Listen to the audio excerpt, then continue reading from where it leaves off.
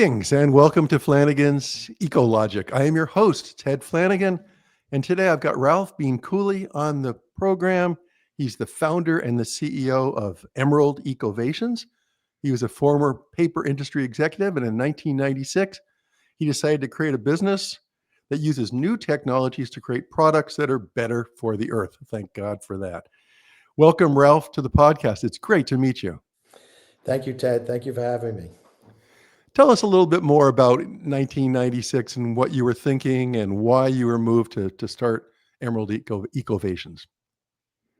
Well, when you think back, that was quite a while ago. But in the mid '90s, I had some strange idea, being in the paper and plastics industry for nearly 10 years at the time, that we could do things better, we could do the things differently, and that was a time when foam cups pretty much predominated the entire food service industry, as we all remember.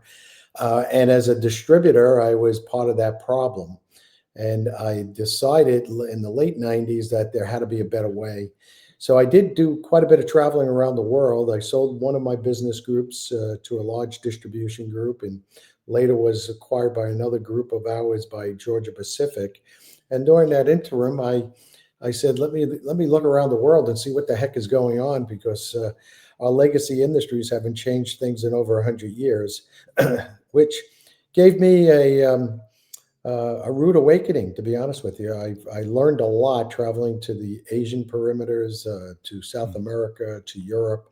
And during those travels, I recognized a lot of countries are well ahead of us in learning how to adapt, not only to the environment, but how to adapt to the functionalities of products and disposables in a way that we really never recognized. Everything we were using was very much a virgin material, and there were better ways to do it. Yeah. And so here we are, fast forward.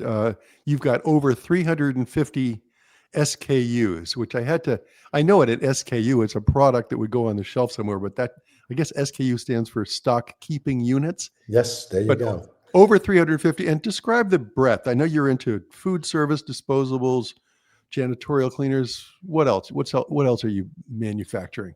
Yes, the portfolio was designed around 5 product groupings. So it enveloped everything from food service packaging materials to facility supplies such as towel and tissue products, to janitorials and to packaging materials for different types of CPG packaging. So the product portfolio is quite vast. Yeah, it really is. And then in terms of I take it I've been to your website, people can order off of your website, but then do you also have wholesale arrangements with lots of different distributors? Yes, we do. And again, I think we are sometimes looked at as a product provider, developing all these products that are, everyday essentials. And so we do service what we call the away from home business. So a majority of our materials are consumed in the business environment. So we have every Fortune 500 company across the country in the financial industries utilize our products, cruise lines, universities, hospitals. And the consumption factor is just part of the equation, because we are developed from the raw materials. We're an aggregator of raw materials. So to build the capacity, we needed to aggregate the raw materials utilized in our products, which are much different than what the ordinary consumer has been using every day for the last 100 years.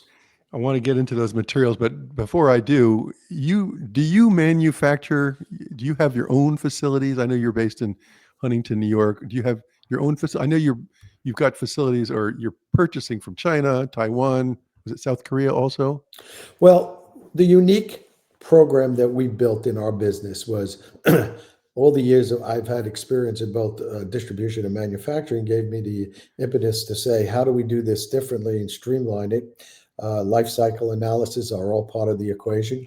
So what we do as a company, we create all the formulations for our finished goods. We aggregate the fiber material, so we utilize multiple fibers, everything from sugarcane fiber after its harvest, to wheat, to miscanthus, which is a high-growing plant that we utilize. We own a plant that aggregates these materials in Arkansas. So our business model is really very, very unique. We take these raw materials, we give our licensed producers and manufacturers around the world. We have 48 factories licensed. They take our formulations, they take our raw materials, and they carve out the finished goods. So that process in itself gives us a lot of control over the supply chain, which, Ted, I don't have to tell you today what's going on in supply chain. So we were very fortunate to be ahead of that curve. Fantastic. Now, I wanted to talk about these materials. You mentioned bamboo, miscanthus. I had to look it up. It's like a wild grass. And I think you're using that for, isn't it like equestrian horse stables and bedding for horses? Is that right? Well, that's very, very funny because, and I laugh and I chuckle only because that material is a fast growing fiber. It grows up to 7 feet in about a matter of months. Yeah. It is harvested once or twice a season. So we aggregate thousands of acres of that material.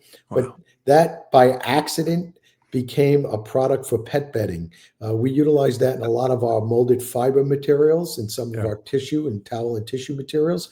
But by chance, someone said, this is the softest, most organic material, and why don't we use it with horses? And so it went from horses to now we're expanding it to pet bedding, to other small animal pet bedding. So it's funny how things work.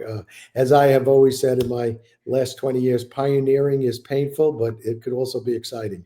It sounds very exciting. You did unexpected consequences, but so your main impetus was to get away from taking trees down, right? And It's using incredible. oil for plastics for these products. Today it's mainstream to talk about what's the right thing to do for the environment. Forest, and again, it's one of those situations where it's not talked about enough, and it's our responsibility to educate.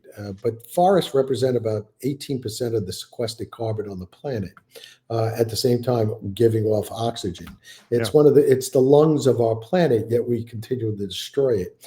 So that was one of the real reasons I really pushed towards tree-free materials. So we do not cut down trees. In fact, we've saved over 500,000 trees over the last 5 years. We've built our recordings because we're able to use metrics to measure how much we're actually saving. And that's what a lot of our clients are looking for. Yeah. Well, I was going to get to that, but yeah, your environmental impact report, at least the one that I saw on your website, 43 million pounds of plastics avoided, 7.7 million kilograms of carbon dioxide avoided from being released into the environment. Like you said, over 500,000 trees saved, 118 million gallons of water saved, 73 million pounds of landfill waste diverted. It's got to feel good, Ralph. It feels great. And, it energizes not only our folks in our company because they're all very passionate, but it also energizes the actual consumers once they understand that. And the reason we're so involved in the business to business space is because our impacts are so big when we're servicing 1.2 million clients a day are consuming our materials. So that in itself is what creates these great impacts. I want to get back to material. I have so many questions for you, Ralph, and so little time. What about some of these other materials? Like you mentioned on your website, you mentioned that clay is another raw material that you're using in your products. How does clay factor in? Well, again, some of these natural organic materials, clay is a very compostable material. It's organic. Doesn't contain any chemicals, yet it breaks down and it acts as a barrier. So clay in some of our packaging materials is utilized as the initial barrier. So it almost acts like a wax treated plate, for instance, yet it's made from clay. So once it goes into composting, it breaks right down. That's fantastic. What was your first product when you first started out? A recycled paper towel. It really was. It was very interesting. It was the easiest path to starting something. Yeah. And as we evolved to where we created the renewable fibers, today we're the only tree-free paper producer in the USA. So I'm very, very proud of that Tree-free paper producer. in the And I USA. think somewhere I read you wrote about moving past recycling. One of your missions is to move past recycling, which I guess means you're just finding new forms of raw materials that can do the job better. Well, when we really look at the stats, and today it's becoming much more exposed, waste management and recycling really hasn't worked, right? 9% of everything you sort at your home or Hmm. businesses sort, 9% gets recycled, 91% goes to landfills. So it's a big problem, and it's one that's been not talked about enough. So what we do as a company, our mission, quite honestly, we call ourselves a generation beyond recycled. Yeah. We believe composting is another avenue of waste stream that needs to be built on, and we're doing that independently as a company until the recycling industry starts really investing. And we believe the traditional legacy industries need to put their arms around it and spend the money to advance some of the technology in recycling because it's not working. So compost, we call it a one brand total solution. We deliver our compostable materials. They aggregate that with the the food waste that they have on these sites. Mhm. So it goes in one bin. Everything gets composted. We have digesters that we can put on site, off site. So essentially, what happens? Our materials with food go into these systems, and in 24 hours they come back out as organic soil. So it's a real cradle to cradle solution. And are you helping the clients sell the soil, or is that up to them? Well, what's happening is they're reducing their waste cost by not having to haul all this waste out. So they're Yeah. offsetting their waste cost. And what we're finding in food service operators, small and big, they're doing a lot of organic farming right on their sites today. So they're utilizing this organic soil to grow their own vegetables in their kitchen areas or on their rooftops for their restaurant operations. So Yeah. it's an interesting evolution, and it's really taking hold. So you went from the recycled paper towels. Where did you go? Did you go then into the food, the cups and the bowls and the forks and the knives was that the next stop along the way? It was just a natural evolution. What happens is we're servicing clients who have a need for a product, everyday essential, and those operators need every utensil. So Yeah. we built our portfolio around their needs, and while we built that portfolio, we infused all our technology in what we're doing today with the tree-free, plastic-free materials. Yeah, that's really great. Now, Ralph, there must be a marginal cost to your products, or am that was the wrong way of asking a question. Is there a marginal cost for almost all of your products? Ted, are you saying are we more expensive? That's what I'm trying to spit out, Thank you. Ralph. That's okay. You could say it because the incredible scalability in business really solves a lot of problems when it comes to price, right? And Hmm. originally a lot of offerings in our materials or similar materials were always much more costly because the scale wasn't there. Hmm. Because we control the raw materials right through the finished goods, we have a lot of control over the scaling capabilities, and in Yeah. turn, it gives us a lot of control on our pricing capabilities. We go into clients, we do our analysis, we come in 95% of the time, we're at budget or slightly above their current budgets of these non-environmental products. And because our products are so different, Yeah. um, there are some companies that are saying, look, we're willing to pay more because of these impact reports you're giving us are worth 10 times that in our ability to communicate to our clients and stakeholders. Yeah. So most of the time, although you've accomplished a lot of you've chipped away at that added cost by scaling your production, right? But most of the time, a slight marginal cost, but like you're saying, a huge benefit for these consumers, right? There's no question about it. I think the way we've been embraced by the business environment and in some cases sports and entertainment venues, Mm. any large footprint has a responsibility to really Yeah. take care of the consumption that's taking place in their environments.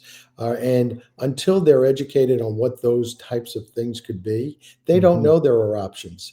Today they have carting costs at 15% more for recycled products than the traditional products, and yet those things aren't getting recycled, right? So we're really educating the entire space, the supply chain, on what options there are out there and how you can perform these types of functions and still have products that are going to be representing what everybody wants to represent: very environmental, very sustainable. Yeah. What product are you most proud of? What was sort of what were some of the more challenging products to develop that you were able to produce? Well, I got to tell you that, I get asked that quite a bit. And, with over 370 products now in our Is portfolio, that what it is? I say, every product's exciting, right? Everything we Yeah. do, and everything we put our energy behind in R&D, really is a passion that we all have to produce things. So Mm. every product we rolled across has been interesting, but to try to narrow it down, I think one of the finest products that we've ever brought to market was when we during COVID we had to reevaluate some of our materials, and in turn we were producing packaging goods, and those packaging materials are now for CPG packaging, so retail packaging. So we can associate our tree-free materials for brands that are looking to bring their presence in the marketplace, for not only sustainability but for health and wellness purposes. So that Mm. packaging is a very fast-growing category for us. We're going to expand the capacity in that area. You've said CPG a couple times. What does that stand for? Oh, sorry, consumer products goods, right? So Yeah. for instance, if you have a cosmetic that has an all natural fragrance and or a food product, we actually make the packaging now that they can put in that is tree free, chemical free, dye free. So it associates itself right with the brand. And we think that's going to be a tremendous market. So to me, the most exciting is what Mm. we're introducing now as a new product, along with all these other products that we've been producing. Talk about ESG goals, and a lot of the companies that you're working with have ESG goals. Talk a little bit about how you support those goals. Well, one of the things is our education. I think it's very, very important to understand, when you bring a new product or a new platform like we have brought to the marketplace, when you say tree free, people still think it may be a recycled product, right? Yeah, sure, And they sure. don't realize that it's an organic renewable that is being utilized because it functions and feels so good. So education plays a huge role. We have an academy called the Emerald Yeah. Sustainability Academy. We have over 2,000 graduates in the industry sector. It's not really designed for the individual consumers, but we do invite anyone who wants to join that. With that education comes the ability to understand what it is we're actually using in the materials. And then comes our environmental impact report. Yeah. Those metrics, those algorithms we built, very unique to the industry. We're the only company that's capable of doing this. Those metrics is what gives all the stakeholders, from the supply chain right to the users, very clear indexes of what they're actually accomplishing. And I think that is really bringing a lot of folks to understand, wow, I'm really making a difference when I'm saving trees or saving water. Yeah. And they could see that and measure it. Right. Now, the Academy, you started off Emerald Sustainability Accreditation Program. Now, Emerald Sustainability Academy. Um, how does that work? Do people do online courses? What level of commitment is that? Well, they sign up. They can actually sign up right on our web pages. And when they do sign up, they will be contacted by one of our team members, and they will actually go through an exercise on certain types of questionnaires that they're given. And then there's 3 different types of tests, I believe, today, where they actually go through the testing, go through multiple webinar tapings that we've done over the years, and Yeah. talking about materials and talking about the difference in, what's the difference between biodegradability and composting. So there's a lot of language learning that we want to educate the consumer. And it brings you a whole broad stroke to new laws that are being introduced. California leads that way all the time. They're Yeah. always introducing things that are positive for the environment. So a lot of So, good information. so maybe somebody in a large corporation or say a stadium or whatnot that would be buying your products would get involved with your education program to be able to better articulate that to management, among other things? Yes, in fact, most of the graduates are actually industry folks, right? So we have Yeah. a lot of corporate clients, and uh, sustainability was such a broad term, and everybody loved to use it, and it sounded good. But what does that mean? Yeah. Who are you Yeah. putting in charge of sustainability? It could have been a person who was just a facilities manager, and really needs to be brought up to speed on what sustainability really is. So that those individuals are the really front line of who we want to educate, and then we educate the actual supply chain. Our distributors, our licensed distributors, we request 10% Hmm. of their actual sales team has to be ESA You certified. do. Yeah. And so all of this ends up driving the educational piece right down to the ultimate end user, which is very important Right. for that end user, those users, to understand what it is that To they're really get it. doing. Really Yeah. get it. Well, we talked a little bit about your impacts, but here's a tough question. What about market share? Do you still have a lot of headroom? Is there still a long runway ahead in terms of demand for these kinds of products? Well, as we continue to talk about education, I think we have great victories when we get in front of decision makers that want to understand what it is we're doing. We're up against legacy players that have been doing the same things for over 100 years. Yeah. They have no impetus to change. The only change that's going to take place is we drive change. So Mm. we're always, pushing the rock uphill, Yeah. but we kind of enjoy that.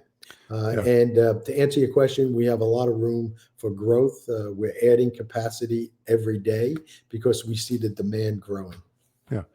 Yeah. And there's this huge demand. I mean, are we in terms of, if you take any one of these market verticals that or these segments that you're servicing, are you seeing green in 10% of them? Or, I mean, are we still at that sort of level in terms of this transition to a truly sustainable economy? I think that's a tricky statistic, Yeah. Yeah. because what we're seeing today is, again, and I think it doesn't matter whether you're an R or a D on the equation. I think what really matters is common sense, right? Why are we cutting a tree down to, we're killing 31 million trees to make a coffee cup. We're killing 32 million trees to make toilet tissue. So the question has to become, it was like smoking on an airplane, right? I mean, my At a kids, when we certain went on point. a plane, they'd say, "What was that ashtray thing there?" They didn't even know. And I said, they used to smoke on planes. Yeah, that's a We good point. believe that change is going to take place. The same thing with some of the materials that we're introducing. So statistically, I think there's great growth. But as we see this happening across the business channels, it trickles down into the actual consumer. So in terms of engaging this change, obviously you're educating people, and there's purchasing power. That's people are spending more or spending a little bit more to get your these eco-friendly products in place. In some cases, you've got legislation driving change. Are there other drivers for change that I'm? I think it's a combination. I think it's a Yeah. combination of demographic change in decision makers in business. Hmm. The under Hmm. 40s are very, very much Yeah. in tune to the environment. We're seeing a lot of state uh, uh, um, and local governments starting to institute these types of mandates, and Yeah. rightfully so. I mean, we're running out of landfill, right? We're running out of organic soil. We're losing 1.7 billion uh, tons of organic soil a year. And these types of statistics are going to catch up, right? So it's a growing change that's taking place. And we're in discussions at a very high level with actually the administration today. They're actually pretty impressed with what we're doing. So we are in very, very intense discussions with some of the agencies now of how we can continue growing and aggregate these types of materials, because we do commission farmers. So we're Yeah, putting yeah. farmers to work. So it's a pretty holistic platform. Yeah, I think the answer is going to be both, but it seems as though you could go deeper. You could try to get greater market share for those 350 or 370 plus products that you've got right now, and or you could add more products. Which is it? Well, I think what we're learning is that as the demand continues to grow and our R&D continues to evolve, we're finding new uses, as you mentioned earlier. Who would have thought that some of this raw materials would be great for pet bedding? But it's a natural organic material and it works. So we don't know where we're going to be in 2 years in product Yeah. development, and that's what makes it interesting. That's what keeps me excited every day of what I do. And where is your product development team? Corporate headquarters in Huntington, Long Island. And you've got a bunch of really innovative or ecovative staff that you've trained. Well, it's interesting. And what's happening is we are always looking to recruit young, dynamic individuals who can explore these types of renewable fibers. We've been educated quite a bit over the last couple of decades. Trial and error is somewhat painful. But we've gotten it to the point where our formulations are very, very unique. And with that, it's just a matter of now playing with new ideas. And sometimes the consumer brings us the ideas and says, "Can you do this?" And that happens quite often. And we put our heads to it and we figure out how to produce it. But it all starts with the raw materials. Yeah. And you mentioned the formulations are unique. Do you have a lot of patents, or are you an open platform sort of an organization, or is it a combination of the two? Well, we have what we would call proprietary formulations, like Coca-Cola formulas. A lot of the products are natural, so you just can't patent a natural material. Right. It You mix becomes it up. right. It becomes really those types of proprietary formulations that we incorporate that Yeah. build these products out. And again, it takes years to be able to not only learn that process, but it takes years to learn how to put those products together and make a finished good that's actually functional. You Yeah. don't want a napkin falling apart on you. You want it to work, right? Right. So Absolutely. there's a lot of things that you do that makes that product great at the end. Are there any of your products that are set up for reuse, or is it all single use, disposable, compostable? Well, no, everything we do is on a compostable basis. We Yes. believe, and there's arguments on both sides of the fence. It's an interesting type of debate to have in what we call rotables or washables versus disposables. Um, there is clear difference. Hmm. Statistically, we believe we're on the right side of the equation. If you compost, you're bringing it back to the organic state. Yeah. But when you're utilizing washables, there's a lot of factors that no one wants to talk about, and that includes electricity. It talks about water consumption in Yeah. washables, talks about breakables and disposables. Where do you put it? It's back in the landfill. So statistically, we win that battle, but we need to educate the consumer on why we win that battle. Right. What's next, Ralph? I guess earlier you said you're not quite sure, but you must have some thrusts now that you're of directions. Well, I think what's next is for us to continue to build out capacity here in the USA. I think that's very, very important. We're in discussions daily with our ability to add more farmland acreage that we can commission farmers to grow more materials. We're also in discussions with some of these antiquated middle market manufacturers who are suffering in the middle of the country, who are challenged to stay in business. Large corporations have now control about 75 to 80% of what is being produced on these categories. So we're become big advocates in trying to build out the middle market. We believe the middle market, like the middle economy, like middle class, all needs to be strengthened. That Yep. goes along in industry. We think a good middle market strength is good for all of us. How great. How great. Well, congratulations on all your successes. And I often ask, the last question is, how do you maintain balance in your life? Now, I know you've got a lot of fulfillment because you've created all these positive results, but what would you say to that, Ralph? Sailing, golfing, swimming? How about What's how about horse breeding? there we go. I love it. We have a farm right here, and I'm a very a big advocate of gardening. I do a lot of gardening, both Yeah. vegetable gardens and regular gardening. But we actually have horses on the farm, and we actually deliver babies here. So Oh, how great. it's a very interesting lifestyle. We built it around everything else we do. I may be a New Yorker with gray hair of Italian descent, but it comes with the territory, and I love nature and I love the environment, and that's one of the things that keeps me going every day. Thanks for being on the podcast. Thank you for having me, Ted. Appreciate it.